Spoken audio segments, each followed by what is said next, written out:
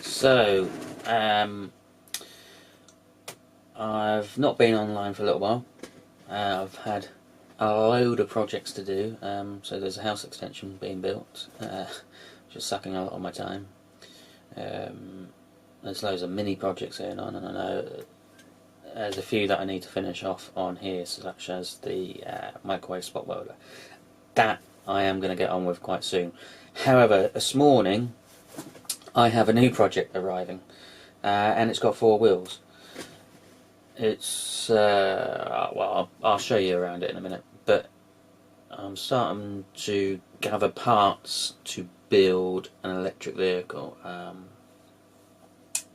I've had various different vehicles in mind that I could do a conversion on,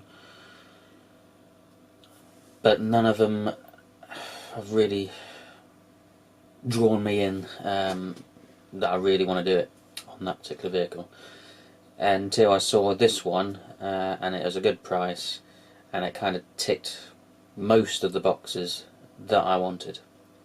So I bought it, and the guy is going to drop it off about 10 today. So I'm getting set up for that.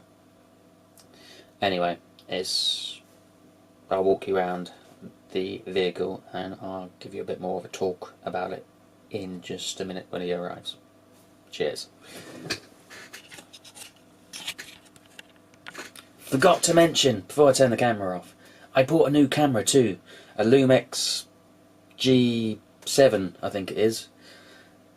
So I've like been messing with that. It does 4K video as well. Don't know half the settings yet. Anyway, I'll talk to you in a minute when the vehicle arrives.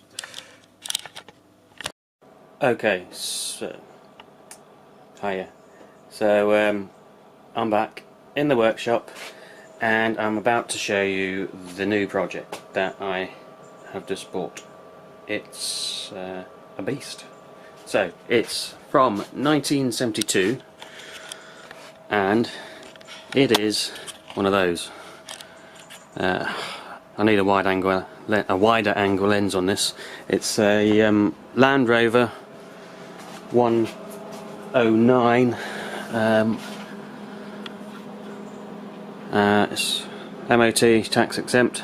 It's UK vehicle. I'm in the UK, obviously. Great big dirty diesel engine in there, original engine. Lots of bits have been messed with. So there's various bolts that are loose down there. You can see on the manifold, there's no nut on it whatsoever. It leaks a load of exhaust fumes up from there.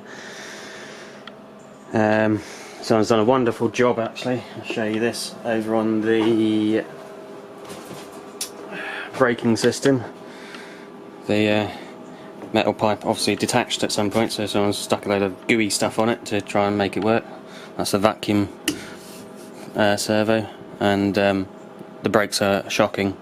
That's one of the reasons, but obviously this is on drum brakes as well, so we're not expecting miracles in stopping power. Picked out for a bit of a bargain, but does require some work. There's basics. So I've just taken out the floor. It's a bit dark in here. Where's my torch? So one of the reasons why I got it cheap was because it doesn't go into reverse, so I'm gonna have a look at the rods in a minute and make sure that's working. If not, then it'll be gearbox out time, which is a little bit annoying, but one of those things in life, isn't it?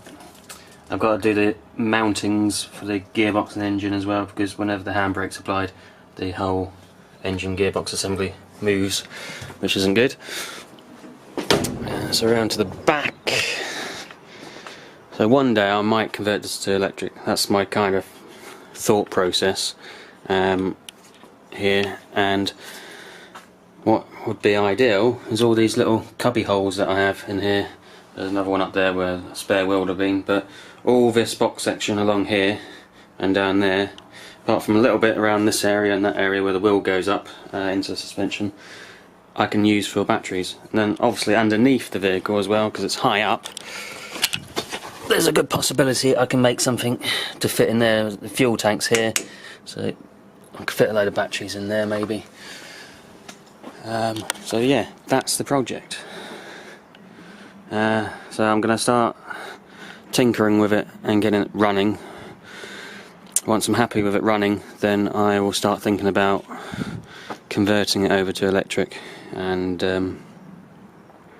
well, it's not going to be a project that's going to happen quick. Budget permitting, I'll probably get it done in a couple of years, I suppose. But as I say, not going to be a quick project. So anyway, that's what I'm doing at the moment. What I'm playing with. I'll get on to the microwave transformer spot welder shortly too. But yeah. Okay, well, have fun, be safe and go build stuff.